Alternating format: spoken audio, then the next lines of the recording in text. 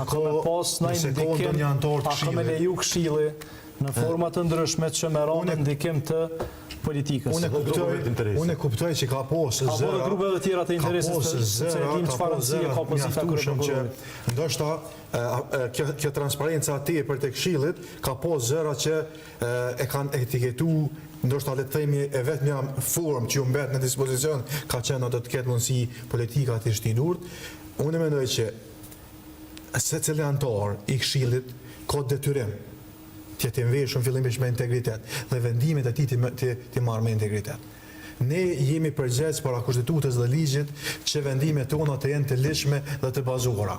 Jam shumë i lumtur që deri sot asnjë vendim personal nuk jam pishman për asnjë vendim edhe asnjë vendim që e kam kundërshtu nuk ka dalë ndryshe po ç'ka thonë gjykata.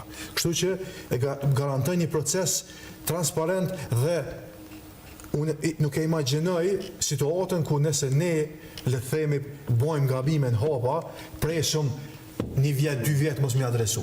Ne jemi të hapur çdo gabim eventual, gabimet mund të jenë njerëzore në procedurë, po nga shumë më eliminu më njerë.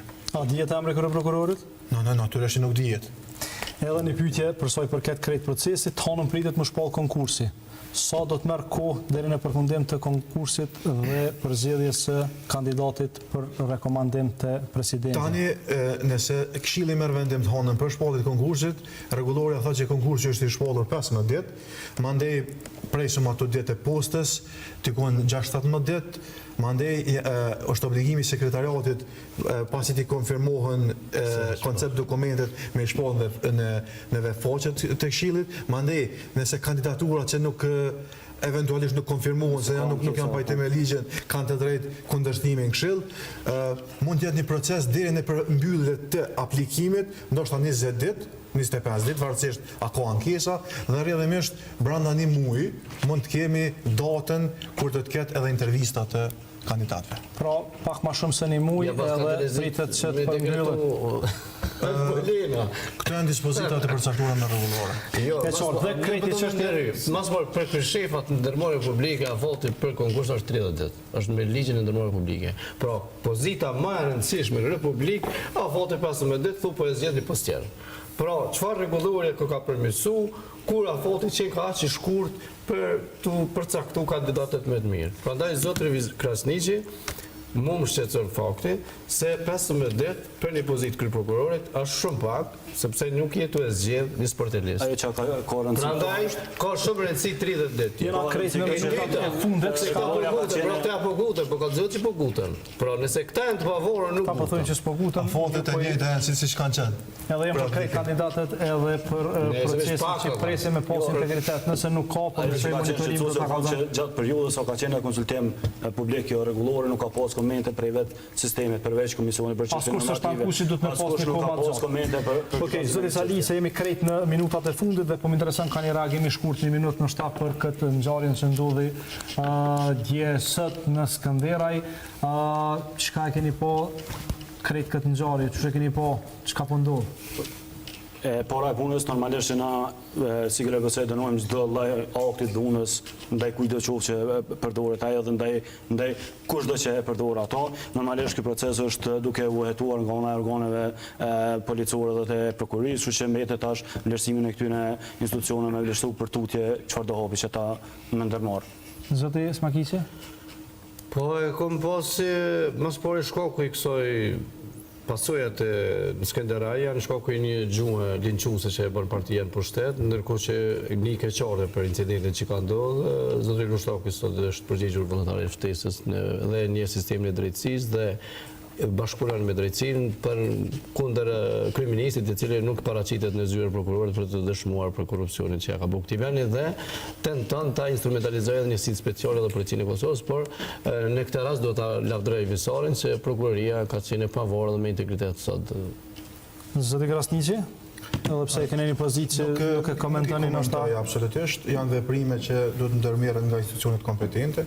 Prokurori i shtetit i din kompetencat e veta, ka një autoritet kompetent, kushdo që mendon që ka fuqi mbi ligjin është gabim dhe nuk i komentoj zhvillimet, thjesht presim epilogin siç e ka përcaktuar ligji.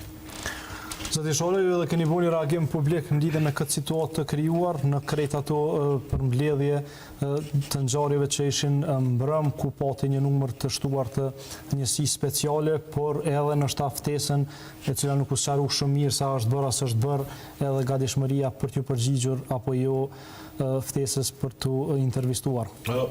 Fillimisht për përmendi, para se me kalu të disa çështje më specifike, që çdo formë e dhunës është ndaluar.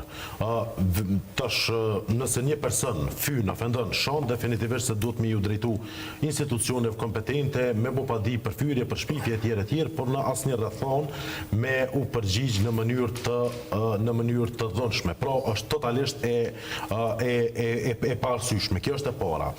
Megjithatë, mënyra se si reagoi dje policia e Kosovës, duke quar do thot njësinë speciale në Skenderaj, për një rast të vetëm që në rrethona normale trajtohet në procedurë të rregullt, pa kurfar patrollimesh etj, dhe shtimi i gjithë atyre forcave, do thot në Skenderaj, në Brëm, për një rast kaq të izoluar, definitivisht lëshie se policia e Kosovës është duke u përdorur për qëllime politike. Unë nuk e di sakt nëse është duke u përdorur apo jo. Megjithatë, ajo çfarë di është se dërgimi i gjithë atyre forcave për një rast që në rrethona normale trajtohet në procedurë të rregull në shumicën e herave, definitivisht se e vë në dyshim edhe pavarësinë e policisë dhe krijon dyshime se e njëjta është duke u përdorur politikisht. Në asnjë rrethon nuk guxojnë që të terrorizohen qytetarët për një rast të izoluar që ka ndodhur, që të shtohen forcat policore etj, dhe për këtë arsye definitivisht se duhet me dhënë përgjigje edhe policia e Kosovës. Tek çështja e ftesës, ishte definitivisht e çuditshme komunikata e prokurorisë ku thuaj se zotri Lushtoku nuk ju ka përgjigjur ftesës. Definitivisht nuk do duhej me ndodh kësi situata, për shkak se janë mekanizmat çfarë ndodh nëse nuk i përgjigjesh, dhe do thotë këtë e presin do thotë nga institucionet e sundimit të ligjet. Fatmirësisht do thotë nuk pat rezistencë nga zotri Lushtoku, siç pati nga zotri Kurti për mos të përgjigjur në thirrjet e prokurorisë, u intervistua, u lirua në procedurë të rregull, dhe thjesht fatmirësisht nuk dha shembull negativ që ka dhënë edhe kryeministri Kurti. Faleminderit shumë zoti Shala, zoti Krasnisi, zoti